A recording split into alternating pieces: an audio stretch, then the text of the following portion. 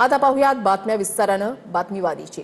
संत ज्ञानेश्वर महाराजांची पालखी साताऱ्याच्या फलटणमध्ये आता दाखल झालेली आहे। संजीवराजे नाईक निंबाळकरांनी पालखीचं स्वागत केलंय।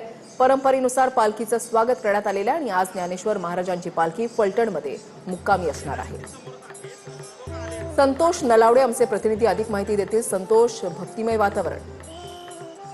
नक्कीच वृषाली, फलटणमध्ये संत ज्ञानेश्वर माऊलींच्या पालखीचं आगमन झालेलं आहे आणि गेल्या अनेक वर्षापासूनची फलटण शहरामध्ये एक परंपरा आहे। राजघराण्याच्या वतीने त्याचं स्वागत केलं जातं। त्यामध्ये नाईक निंबाळकर घराण्याच्या वतीने संजीवराजे नाईक निंबाळकर यांनी आज राजवाड्यासमोर माऊलींचं स्वागत केलेलं आहे। याबरोबरच वारकऱ्यांची कोणतीही गैरसोय होऊ नये यासाठी फलटण नगरपालिकेच्या वतीनं देखील या ठिकाणी मोठी उपाययोजना या ठिकाणी करण्यात आलेली आहे। आज खरं तर सातारा जिल्ह्यातला हा तिसरा मुक्काम आज फलटण शहरामध्ये असणार आहे आणि मोठ्या संख्येनं वारकरी भाविक जे आहेत ते आज फलटण नगरीमध्ये दाखल झालेले आहेत।